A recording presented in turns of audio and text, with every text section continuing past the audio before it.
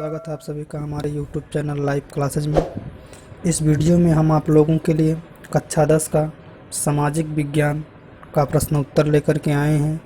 इस प्रश्न उत्तर में अति लघु उत्तरीय प्रश्न होंगे तथा बहुविकल्पीय प्रश्न होंगे, जो परीक्षा के दृष्टिकोण से काफ़ी ही महत्वपूर्ण है। और यह सभी प्रश्न आपको इंटर और हाई स्कूल की और अन्य जो सामाजिक विज्ञान की परीक्षाएं होती हैं उस परीक्षाओं में यह आपकी मदद करेंगी। तो चलिए देखते हैं, क्योंकि यह प्रश्न जो है कक्षा 10 के सामाजिक विज्ञान का पूरा निचोड़ है, पूरे बुक से छांट करके इसको बनाया गया है। तो शुरू करते हैं वीडियो को, और वीडियो को शुरू करने से पहले आप हमारे चैनल को सब्सक्राइब और लाइक करना ना भूलें। तो चलिए प्रश्न को शुरू करते हैं और देखते हैं। और सारे यह अभ्यास प्रश्न ही हैं, और यह पूरे अभ्यास प्रश्न जो परीक्षा में आप लोगों का, तो उसी में आधुनिक विश्व में वैचारिक क्रांति जो है तो उसी पर यह पाठ सम्मिलित है, और जिसको हम लोग पुनर्जागरण के भी नाम से जानते हैं। इसमें आप लोग इसको पुनर्जागरण के भी नाम से इस पाठ को आप लोग जानते होंगे। तो इसका हम लोग प्रश्न शुरू करेंगे, और पहला प्रश्न यहाँ पे दिया हुआ है बहुविकल्पी में कि राफेल जो है वह कौन था। तो राफेल महोदय जो हैं वह एक चित्रकार है। तो इसका जो ऑप्शन नंबर ए है वह क्या है, सही है। ठीक है, चलिए देखते हैं दूसरा क्वेश्चन। दूसरा क्वेश्चन यहाँ पे दिया हुआ है, कह रहा है कि आर्ट ऑफ वार का रचयिता कौन था। तो आर्ट ऑफ वार के रचयिता कौन थे, यही प्रश्न इसमें पूछा है।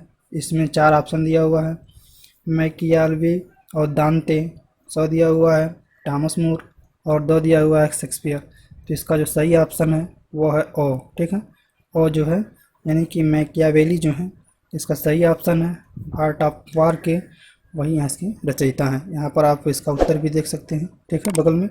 चलिए अगला देखते हैं क्वेश्चन नंबर 3। क्वेश्चन नंबर 3 यहाँ से कह रहा है कि मार्टिन लूथर कौन थे। मार्टिन लूथर कौन थे, तो आप लोगों को पता भी होगा, यह प्रश्न बहुत ही मोस्ट है, तमाम बार प्रश्नों में पूछा भी जाता है परीक्षाओं में। वो कह रहा है कि धर्म सुधारक, दार्शनिक, वैज्ञानिक, साहित्यकार। तो मार्टिन लूथर क्या थे, वह एक धर्म सुधारक थे। ठीक है, यानी कि पहला ऑप्शन जो है और जो है सही है। ठीक है, चलिए अब देखते हैं क्वेश्चन नंबर 4। क्वेश्चन नंबर 4 कह रहा है कि यूरोप में पुनर्जागरण काल का आरंभ किस देश में हुआ। यानी कि यूरोप में पुनर्जागरण काल का आरंभ किस देश में हुआ। तो इसका जो सही ऑप्शन है, कई ऑप्शन 4 दिए हुए हैं। पहला दिया हुआ है इटली, जर्मनी, फ्रांस, इंग्लैंड। तो इसका जो सही ऑप्शन है क्या है, इटली। यानी पुनर्जागरण काल का जो यूरोप में आरंभ हुआ था वह इटली से हुआ था। ठीक है, तो देखते हैं अगला प्रश्न। अगला प्रश्न यहाँ से देखेंगे आप तो आपके सामने आएगा अति लघु उत्तरीय प्रश्न। कुछ छोटे छोटे प्रश्न हैं जो काफ़ी ही महत्वपूर्ण हैं। तो यहाँ से देखेंगे पहला प्रश्न जो लिखा हुआ है अति लघु उत्तरीय प्रश्न में, कई बार प्रश्न में पूछा भी गया है कि कुशतुनिया की घटना कब घटित हुई थी। तो कुशतुनिया की जो घटना थी यह 1453 ईस्वी में घटित हुई थी। ठीक है, यह 1453 ईस्वी में घटित हुई थी। क्वेश्चन नंबर दूसरा दिया है कि पुनर्जागरण सर्वप्रथम किस देश में प्रारंभ हुआ। ऊपर भी हमने अभी प्रश्न को देखा है और वही प्रश्न यहाँ पर भी लिखा है, यानी पुनर्जागरण काल यूरोप में सर्वप्रथम इटली से प्रारंभ हुआ था। ठीक है, चलिए देखते हैं अगला प्रश्न। अगला प्रश्न आप लोगों के सामने है लघु उत्तरीय प्रश्न। ठीक है, तो लघु उत्तरीय प्रश्नों को हम लोग देखते हैं। लघु उत्तरीय प्रश्न में पहला प्रश्न लिखा है कि पुनर्जागरण काल के 4 कारण बताइए। तो पुनर्जागरण काल क्यों हुआ, इसके 4 कारण। तो उत्तर में पहला जो 4 कारण है वो दिया हुआ है। पहला जो दिया है धर्म युद्ध का प्रभाव, ये भी एक कारण था पुनर्जागरण काल होने का। उसके बाद कह रहा है कि छापे खाने का आविष्कार, यानी कि पेपर वगैरह जो होता है छापने का भी आविष्कार इसी समय में हुआ था। तीसरा कह रहा है कि नगरों का विकास, नगरों का विकास भी हुआ था इसी समय। और चौथा जो है भाषा और साहित्य के क्षेत्र में परिवर्तन। यानी कि यह 4 ऐसे कारण हैं जिसके वजह से पुनर्जागरण काल प्रारंभ हुआ था। ठीक है, चलिए देखते हैं अगला प्रश्न। ठीक है, अब अगले प्रश्न की तरफ बढ़ते से इस पाठ से केवल इतना ही प्रश्न था। अब अगला पाठ हमारे सामने है। अगला पाठ हमारा जो है वह है औद्योगिक क्रांति एवं उसका प्रभाव। पाठ को देख सकते हैं यहाँ से, यह अगला पाठ है औद्योगिक क्रांति और उसका प्रभाव। और इस पाठ का जो बहुविकल्पी प्रश्न पहला शुरू होता है वह कह रहा है कि सर्वप्रथम औद्योगिक क्रांति किस देश से प्रारंभ हुआ था? बहुत ही मोस्ट प्रश्न है। केवल आप इसमें आप लोग केवल मुख्य प्रश्नों को ही देख पाएंगे, ठीक है। मुख्य प्रश्न है जो काफ़ी इम्पोर्टेंट है। तो सर्वप्रथम पूछा है औद्योगिक क्रांति किस देश से प्रारंभ हुआ। तो आप लोगों को यदि सामाजिक विज्ञान से वास्ता रखते हैं या सामाजिक विज्ञान को पढ़ते हैं तो यह चीज़ आपको पता होना चाहिए। तो पहला दिया हुआ है जर्मनी, दूसरा दिया हुआ है फ्रांस, तीसरा सौ दिया हुआ है इंग्लैंड और दो दिया हुआ है इटली। तो इसमें जो शो ऑप्शन है वो सही है, यानी कि इंग्लैंड जो है इसका सही ऑप्शन है, ठीक है। इंग्लैंड जो है इसका सही ऑप्शन है, यानी कि सर्वप्रथम औद्योगिक क्रांति जो है इंग्लैंड से प्रारंभ हुआ था। चलिए अगला देखते हैं क्वेश्चन नंबर 2। क्वेश्चन नंबर 2 कह रहा है कि सर्वप्रथम सूत काटने वाली मशीन का आविष्कार किसने किया था, ठीक है। बहुत ही मोस्ट क्वेश्चन है, एकदम मोस्ट है, ठीक है। कि सर्वप्रथम सूत काटने वाली मशीन का आविष्कार किसने किया था? पहला कह रहा है कि आर्कनाइट ने, दो कह रहा है स्टीफेंस ने, और सौ कह रहा है हाइटन ने, और दो कह रहा है एग्रीज ने। तो हारग्रीव्ज जो है इसका सही ऑप्शन है, यानी कि 2 नंबर जो ऑप्शन है, 2 जो है चौथा कह सकते हैं, यानी कि हारग्रीव्ज ही सर्वप्रथम सूत काटने वाली मशीन का आविष्कार किए थे, ठीक है। चलिए देखते हैं अगला प्रश्न यहाँ पे दिया हुआ है, तीसरा प्रश्न है और दिया हुआ है कि तमाम आप लोग इस प्रश्न को देखते भी होंगे, ठीक है, कि सिलाई मशीन का आविष्कार यानी आविष्कारक कौन था? सिलाई मशीन को किसने बनाया था?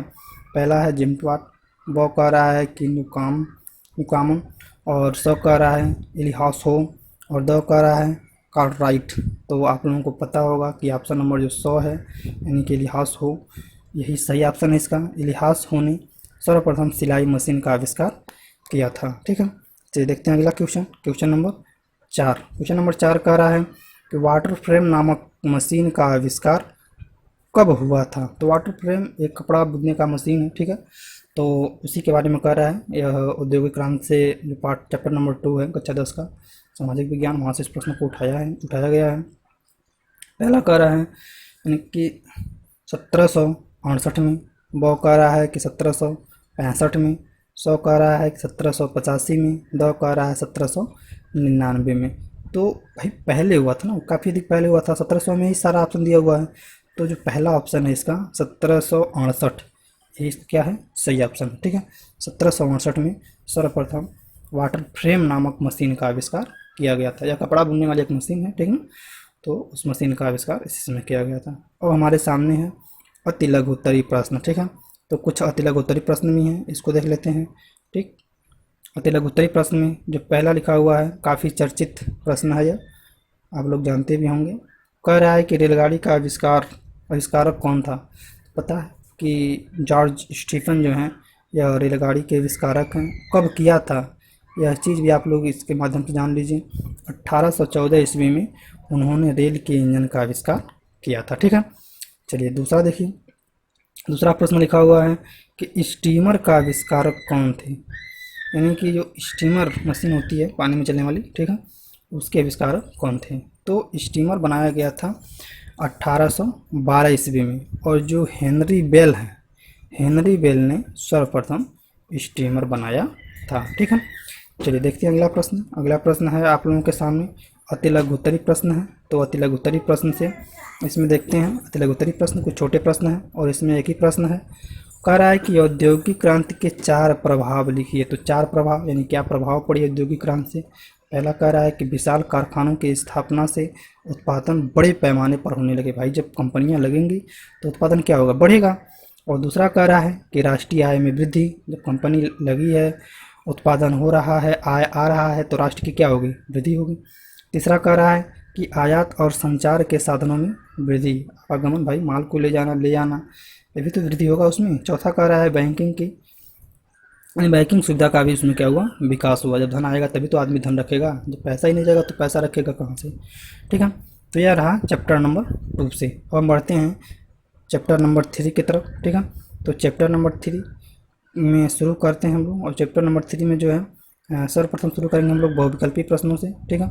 बहुविकल्पीय प्रश्न जो यहाँ पे दिए हुए हैं तो वही शुरू करेंगे हम लोग, ठीक है। और इसमें जो दिया है बहुविकल्पीय प्रश्न में आप देखेंगे पहला प्रश्न जो दिया है कि रूस की क्रांति हुई थी, ठीक है। रूस की क्रांति कब हुई थी? कई बार प्रश्नों को पूछा भी जाता है। पहला कह रहा है 1717 ईस्वी में, ब कह रहा है 1870 ईस्वी में, स कह रहा है 1917 ईस्वी में और द कह रहा है 1927 ईस्वी में। तो कौन सा ऑप्शन सही है? तो ऑप्शन नंबर जो तीसरा यानी कि 1917 ईस्वी में रूस की क्रांति हुई थी। इसको एकदम याद कर लीजिएगा, ठीक है। हाई स्कूल की परीक्षा में कई बार प्रश्न पूछा भी गया है और पूछा भी जाता है, ठीक है।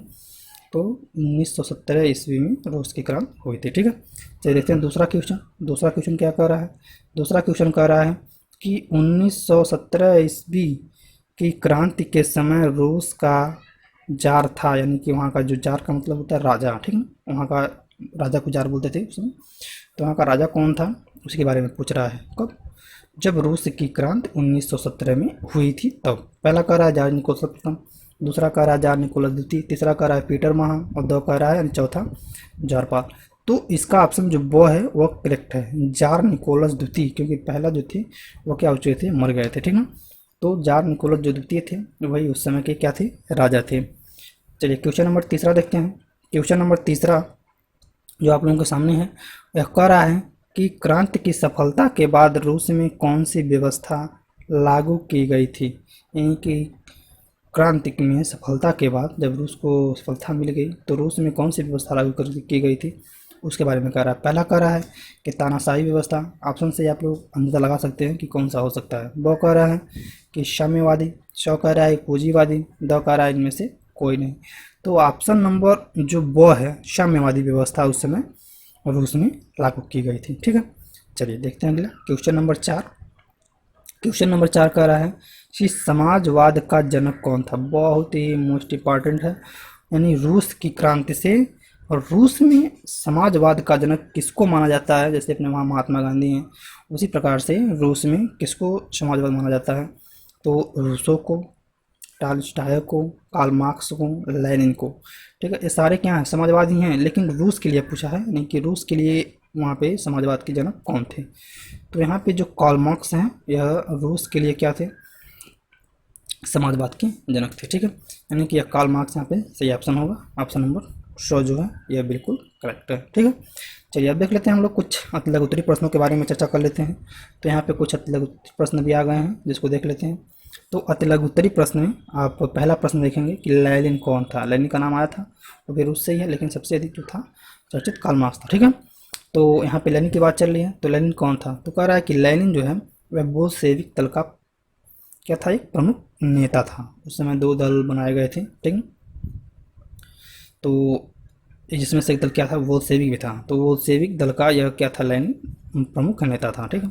दूसरा कह रहा है कि बोल्शेविक दल का गठन कब हुआ, इसका प्रमुख नेता। तो नेता कौन था या इस प्रश्न पहले प्रश्न से ही जान गए, ठीक है ना, कि लेनिन था नेता उसका।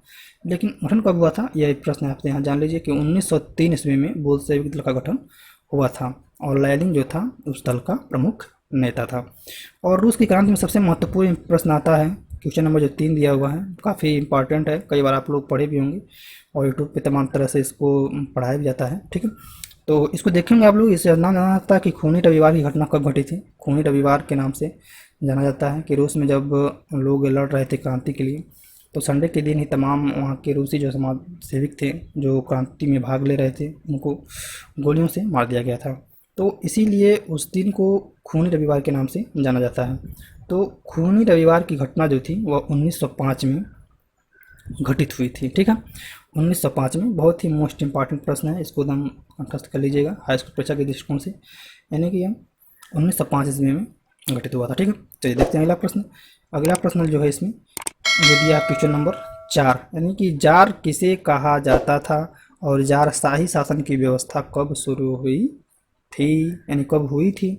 चलिए उत्तर कह रहा है इसमें क्या कि रूस के सम्राट को ही क्या कहते हैं, जार। अभी हम पहले बताए थे कि जार कौन था उस समय, तो जार निकोलस द्वितीय जो था उस समय रूस का क्या था, जार था, यानी कि राजा था, सम्राट था वहाँ का। तो सम्राट को ही रूस में क्या बोलते थे, जार बोलते थे, ठीक है। तो जार शाही शासन की जो व्यवस्था शुरू हुई थी वह शुरू हुई थी 1487 ईस्वी में, यानी कि 1487 ईस्वी में वहाँ पे राजशाही व्यवस्था, जिसको हम लोग राजशाही कह सकते हैं, लेकिन वहाँ की भाषा में वो लोग जारशाही उसको कहते थे, ठीक है। तो जारशाही व्यवस्था उस समय शुरू हुई थी। चलिए देखते हैं क्वेश्चन नंबर 5। क्वेश्चन नंबर 5 यहाँ कह रहा है रूस को 2 दलों में, यानी कि रूस को दो प्रमुख विचारकों के नाम लिखिए, यानी कि रूस के जो प्रमुख विचारक, ये तो अभी पहले पढ़े हम लोग, आप लोगों को याद भी हो गया था, जो समाजवादी के वहाँ का कौन है, कार्ल मार्क्स, बहुत ही फेमस आदमी है कार्ल मार्क्स वहाँ का। और दूसरा कौन सा है, टॉल्स्टॉय। तो टॉल्स्टॉय जो है और कार्ल मार्क्स, यह दो ऐसे प्रमुख विचारक हैं कहाँ के, रूस के। यह प्रश्न पूछा भी गया है यूपी बोर्ड की परीक्षा में, जो बोर्ड की परीक्षा होती है यूपी बोर्ड, उसमें तमाम तरह से ये प्रश्नों को पूछा भी गया है, तमाम यह मोस्ट क्वेश्चन है ऐसा। ठीक है, तो चलिए अगला देखते हैं। अगला प्रश्न जो हमारा है क्वेश्चन नंबर 6। क्वेश्चन नंबर 6 क्या कह रहा है कि रूस में मजदूर वर्ग को किस नाम से पुकारा जाता है। काफ़ी बेहतरीन प्रश्न है कि रूस में जो मजदूरी करते थे उनको किस नाम से पुकारा जाता था। तो उत्तर है इसका कि रूस में मजदूरों को सर्वहारा वर्ग के नाम से पुकारा जाता है। ठीक है, यानी कि सर्वहारा वर्ग के नाम से उनको, जो भी मजदूर होते थे उनको सर्वहारा वर्ग के नाम से जाना जाता था। ठीक, चलिए तो यह रहा चैप्टर नंबर 3 से। अब आगे बढ़ते हैं, कुछ चैप्टर और देख लेते हैं। ठीक है, तो अगला चैप्टर हम लोगों के सामने है प्रथम स्वतंत्रता संग्राम, कारण और परिणाम देख लेते हैं इसका। तो काफ़ी बेहतरीन क्वेश्चन है और इस पार्ट से प्रश्न बनते भी हैं और या विदेश से कुछ चले आते हैं हम लोग भारत में। ठीक है, यानी कि प्रथम स्वतंत्रता संग्राम का कारण और परिणाम इसमें हम लोग देखेंगे। चलिए शुरू करते हैं इसमें बहुविकल्पी प्रश्न से ही। तो पहला प्रश्न जो कह रहा है कि रानी लक्ष्मीबाई का संबंध किस राज्य से था। आप लोग जानते भी हैं, काफ़ी बेहतरीन प्रश्न है रानी लक्ष्मीबाई के बारे में, तो सबको पता होगा। पहला कह रहा है झांसी, कानपुर, दिल्ली, अवध। तो पता है कि जो लक्ष्मीबाई थी वह झांसी की थी, खूब लड़ी मर्दानी हो तो झांसी वाली रानी। ठीक है ना, पता भी है, तमाम कविताओं में इसको लिखा भी गया है। ठीक है, चलिए आगे देखते हैं क्वेश्चन नंबर दूसरा। क्वेश्चन नंबर दूसरा देखते हैं यहाँ से। ठीक है, क्वेश्चन नंबर दूसरा कह रहा है कि मंगल पांडे को फांसी कब दी गई। बहुत ही बेहतरीन प्रश्न है, मंगल पांडे को फांसी कब दी गई थी।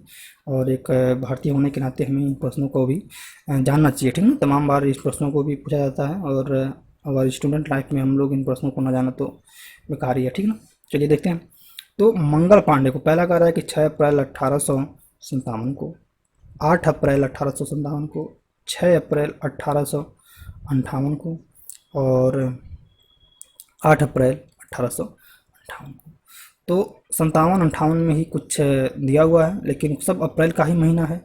लेकिन करेक्ट ऑप्शन जो है आपका यानी कि ए नंबर का ऑप्शन जो है 6 अप्रैल 1857 को ही मंगल पांडे को फांसी पे लटका दी गई थी। और 57 में क्या हुआ था, 57 में ही तो हमारी जो देश के प्रति जो प्रथम युद्ध लड़ा गया था वह 57 की क्रांति के ही नाम से उसको जाना जाता है। ठीक है, चलिए अगला देखते हैं। क्वेश्चन नंबर 3 कह रहा है कि नाना साहब का वास्तविक नाम था, यानी क्या था उनका वास्तविक नाम क्या था। और धनधन पल, और दो कह रहा है कि बाजीराव, तीसरा कह रहा है कि गंगाधर राव, और इसमें से कोई नहीं। तो आप लोगों को पता है कि नाना साहब को उस समय धनधन पंत के नाम से भी जाना जाता है। तो धुंधु पंत भी कहते थे। ठीक है, धुंधु पंत उनका मुख्य नाम था, धुंधु पंत। नाना साहब को बाद में उनको नाना साहब के नाम से जाना गया। ठीक है, चलिए देखते हैं अगला क्वेश्चन नंबर जो 4 है वो देखते हैं। क्वेश्चन नंबर 4 कह रहा है यहाँ से कि प्रथम स्वतंत्रता संग्राम के प्रमुख नेता थे, यानी कि प्रथम जो स्वतंत्रता संग्राम के प्रमुख नेता थे, पहला सरदार पटेल, दूसरा कह रहा है कि दादा भाई नौरोजी, तो कह रहा है महात्मा गांधी, दो कह रहा है कि नाना साहब। तो नाना साहब अभी पढ़े भी हम लोग नाना साहब के बारे में, जिसको हम लोग धंधु पंत के नाम से भी समझाना जाता था। तो नाना साहब इसका क्या है, मोस्ट ऑप्शन सही है इसका। ठीक है, नाना साहब जो थे प्रथम स्वतंत्रता संग्राम के प्रमुख नेता थे। और इसमें अगला प्रश्न कह रहा है क्वेश्चन नंबर 5। क्वेश्चन नंबर 5 कह रहा है कि 1857 की क्रांति, या कह सकते हैं 1857 के स्वतंत्रता संग्राम का प्रभाव हुआ। क्या प्रभाव हुआ, तो संग्राम प्रारंभ हुआ, यानी कि कहाँ प्रारंभ हुआ के बारे में कह रहा है। तो अ कह रहा है कि दिल्ली में, ब कह रहा है झांसी में, स कह रहा है कानपुर और दो कह रहा है मेरठ। तो इसका जो सही ऑप्शन है वह है 2, यानी कि 1857 की जो क्रांति हुई थी वह प्रारंभ हुआ कहाँ से, मेरठ से। ठीक है, मेरठ का क्या है, सही ऑप्शन है। ठीक है, मेरठ से क्रांतियाँ प्रारंभ हुई थी। चलिए देखते हैं अगला क्वेश्चन नंबर 6 देख लेते हैं। क्वेश्चन नंबर 6 कह रहा है कि लखनऊ में किस महिला नेत्री ने क्रांतिकारियों का नेतृत्व किया, यानी कि किस महिला नेत्री ने क्रांतिकारियों का नेतृत्व किया। तो पहला कह रहा है कि बेगम हजरत महल, ब कह रहा है कि रानी अमंतीबाई, और स कह रहा है रानी लक्ष्मीबाई, द कह रहा है इनमें से कोई नहीं। तो लखनऊ में जो सबसे फेमस थी वह थी आपका बेगम हजरत महल। जो बेगम हजरत महल थी वही जो क्रांतिकारियों का नेतृत्व उस समय कर रहे थे, ठीक है। तो और नंबर जो ऑप्शन है क्या है, बिल्कुल सही है। चलिए देख लेते हैं अगले प्रश्न की तरफ। यहाँ से बहुविकल्पी जो है समाप्त हो जाता है। अब आता है आप लोगों के सामने अति लघु उत्तरी प्रश्न। तो देख लेते हैं। और अति लघु उत्तरी प्रश्न में पहला प्रश्न कह रहा है कि बहादुर शाह जफर कौन था। बहुत ही मोस्ट इंपॉर्टेंट क्वेश्चन है। यानी कि बहादुर शाह जो जफर है वह अंतिम मुगल साम्राज्य और दिल्ली का क्या था, शासक था। तो मुगल साम्राज्य का अंतिम शासक था, ठीक ना, बहादुर शाह जफर। क्वेश्चन नंबर दूसरा कह रहा है कुंवर सिंह कहाँ के राजा थे। कुंवर सिंह कहाँ के राजा थे। तो कुंवर सिंह जो थे यह जगदीशपुर है जो कि बिहार में पड़ता है, वहीं के क्या थे, यह राजा थे, ठीक। चलिए देखते हैं अगले प्रश्न की तरफ बढ़ते हैं। जी राष्ट्रीय कांग्रेस के अध्यक्ष कब बनाए गए। यानी कि दादा भाई नौरोजी को राष्ट्रीय कांग्रेस का अध्यक्ष कब बनाया गया। पहला कह रहा है 1886 में, ब कह रहा है 1905 में, स कह रहा है 1828 में, द कह रहा है इनमें से कोई नहीं। तो इसका जो सही ऑप्शन है वो ऑप्शन नंबर ओ, यानी कि 1886 में दादा भाई नौरोजी को राष्ट्रीय कांग्रेस के अध्यक्ष बनाए गए थे। चलिए देखते हैं क्वेश्चन नंबर दूसरा। क्वेश्चन नंबर दूसरा कह रहा है कि great old man of India कहा जाता है। Great old man of India कहा जाता है किसको। पहला ऑप्शन दिया हुआ है गोपाल कृष्ण गोखले को, ब दिया हुआ है सुरेंद्र नाथ बनर्जी को, और स दिया हुआ है दादा भाई नौरोजी को, द दिया हुआ है फिरोज शाह मेहता को। तो इसमें जो ऑप्शन नंबर 100 है वो बिल्कुल करेक्ट है। दादा भाई नौरोजी को great old man of India के नाम से जाना जाता है, ठीक है। चलिए अगला देखते हैं। क्वेश्चन नंबर 3 की तरफ बढ़ते हैं। क्वेश्चन नंबर 3 कह रहा है कि इंडियन एसोसिएशन की स्थापना की थी। तो इंडियन एसोसिएशन की स्थापना किसने की थी। पहला कह रहा है दादा भाई नौरोजी ने, ब कह रहा है कि चंद्रशेखर आज़ाद ने, स कह रहा है गोपाल कृष्ण गोखले ने, द कह रहा है सुरेंद्र नाथ बनर्जी ने। तो इसका जो सही ऑप्शन है वह ऑप्शन नंबर ओ, दादा भाई नौरोजी ने, ठीक है। चलिए देखते हैं अगला क्वेश्चन नंबर 4। क्वेश्चन नंबर 4 आ रहा है कि भारत सेवक समाज के संस्थापक थे। भारत सेवक समाज के संस्थापक थे। पहला कह रहा है कि विपिन चंद्र पाल, ब कह रहा है कि लाला लाजपत राय, तीसरा कह रहा है गोपाल कृष्ण गोखले, द कह रहा है कि बाल गंगाधर तिलक। तो ऑप्शन नंबर जो 100 है बिल्कुल सही है। गोपाल कृष्ण गोखले भारत सेवक समाज के क्या थे, संस्थापक थे। चलिए देखते हैं अगला क्वेश्चन। अगला क्वेश्चन कह रहा है 5 है, किसकी हत्या करके लाला लाजपत राय की मृत्यु का बदला लिया गया था। यानी कि किसकी हत्या करने के बाद लाला लाजपत राय की मृत्यु का बदला लिया गया था। पहला कह रहा है कि जनरल डायर शार्डर, ब कह रहा है स कह रहा है कि वायर स्टिंग्लिश, और द कह रहा है कि हॉटसन। तो जो ऑप्शन नंबर ब है शार्डस जो है ये बिल्कुल करेक्ट ऑप्शन है। शार्डस को मार करके लाला लाजपत राय की मृत्यु का बदला लिया गया था, ठीक है। अब हमारे सामने है अति लघु उत्तरी प्रश्न। तो अति लघु उत्तरी प्रश्नों को भी देख लेते हैं, ठीक है, जो सीधे सीधे प्रश्न है। पहला कह रहा है कि दादा भाई नौरोजी कौन थे। तो दादा भाई नौरोजी कौन थे। तो दादा भाई नौरोजी उदारवादी दल के क्या थे, नेता थे। 2 दल बनाया गया था, ठीक है, उदारवादी साम्यवादी। और आगे पढ़ेंगे तो उसको 2 दलों में भी देखा जाता है, गर्म दल नरम दल। तो जो उदारवादी थे उस दल के क्या थे, मुख्य नेता थे। चलिए देखते हैं अगला क्वेश्चन नंबर 2 देखते हैं। दूसरा कह रहा है कि poverty and the British rule in India किसकी पुस्तक है। Poverty and the British rule in India किसकी पुस्तक है। तो यह भी पुस्तक जो है दादा भाई नौरोजी की है। तो इसमें दादा भाई नौरोजी के बारे में तमाम जोड़ दिया गया है इस प्रश्न पे, तो आप इसको बहुत ही बेहतरीन तरीके से देख सकते हैं, ठीक है। और इस पुस्तक का नाम भी यहाँ से याद कर सकते हैं, poverty and the British rule in India, ठीक है। चलिए देखते हैं अगला क्वेश्चन नंबर 3 देखते हैं। क्वेश्चन नंबर 3 कह रहा है कि भारत सेवक समाज की स्थापना, अभी तो पहले भी किया गया था ना, भारत सेवक समाज की स्थापना किसने किया था, गोपाल कृष्ण गोखले ने, ठीक है। चलिए देखते हैं अगला। अब हमारे सामने है लघु उत्तरी प्रश्न, ठीक है। तो देखते हैं लघु उत्तरी प्रश्नों को। लघु उत्तरी प्रश्न में एक ही प्रश्न दिया जाता है ताकि वीडियो बड़ा भी ना हो और छोटे समय में इसको सॉल्व किया सके। तो गांधी जी द्वारा सहयोग आंदोलन क्यों चलाया गया था। तो असहयोग आंदोलन क्यों चलाया गया था, इसका उत्तर देना हमें। तो असहयोग आंदोलन का अर्थ है कि ब्रिटिश सरकार को शासन चलाने में सहयोग न देना, यानी कि असहयोग आंदोलन इसलिए चलाया गया था कि जो ब्रिटिश गवर्नमेंट है उनको शासन चलाने में सहयोग न दें। ठीक है, चलो क्या करें, अपने स्वयं इस गवर्नमेंट को चलाएं। ठीक है, चलिए देखते हैं अगला। और वीडियो को देखने के लिए बहुत बहुत धन्यवाद। जय हिंद, जय भारत।